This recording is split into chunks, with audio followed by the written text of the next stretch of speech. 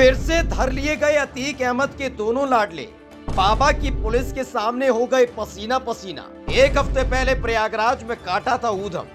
अब्बा के जाने के बाद जेल की खा रहे थे हवा। जेल से छूटते ही अतीक के नाम पर बना रहे थे माहौल।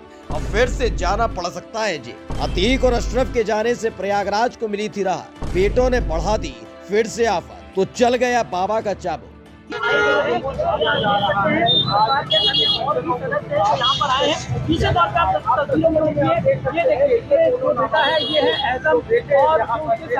अतीक अहमद पर प्रयागराज के मेडिकल कॉलेज में हमले से पहले ही अतीक के दोनों लाडलों एज़म और अबान की हरकतों को देखते हुए जेल में ठूंस दिया गया था। लेकिन 11 अक्टूबर को ये दोनों जेल की सलाखों से बाहर आ गए थे। जैसे ही रिहाई हुई थी, एक बार फिर से अतीक के चिंटू पिंटुओं ने प्रयागराज की सड़क पर तमाशा शुरू कर दिया था। गाड़ियों का काफिला, लफंगों का हुजूम था और बकायदा पूरा मुफ्ती में बने अतीक के घर तक ये लोग अतीक के बेटों को छोड़कर आए थे।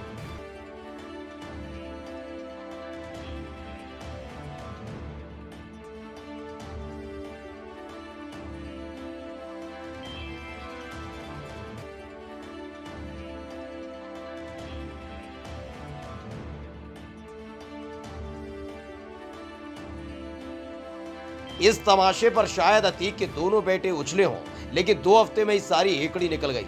जैसी वीडियो सामने आई थी, वैसी वीडियो में अतीक के नाम पर तमाशा करने वालों की तलाश में पुलिस जुट गई।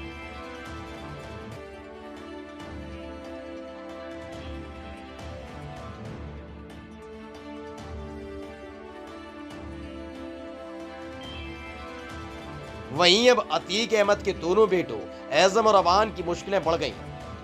जब जेल के अंदर थे तो मासूमियत की कस्में खा रहे थे, लेकिन बाहर आते ही डैडी की विरासत का जलवा दिखाने लगे तो बाबा ने अतीक के दोनों लाडलों की कान मरोड़ दी। पुलिस पहुंच गई। एज़म और अबान के घर पता किया गया कि पिछले 2 हफ्ते के अंदर उन्होंने किस किस से मुलाकात की, किससे बात की, फोन कॉल से लेकर इंटरनेट कॉलिंग तक को खंगाल कर रख दिया। माना जा रहा है कि उन्होंने अपनी मां शाइस्ता से भी बात की है, जो अब भी फरार है, और अतीक के दोनों बेटों को अपनी मां की लोकेशन पता है। यानी माफिया को बर्बाद करने की जो कसम बाबा ने सत्ता की शपथ लेने के साथ खाई थी, उसे पूरा निभाया।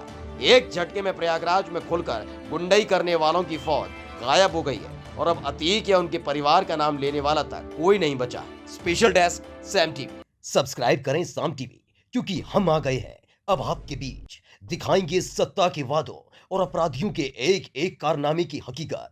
और हाँ, अगर आपके पास भी हो कोई ऐसी खबर तो कमेंट करके हमें बताएं, क्योंकि बिना डर और दबाव के हम दिखाते हैं हर एक खबर डंके की चोट पर।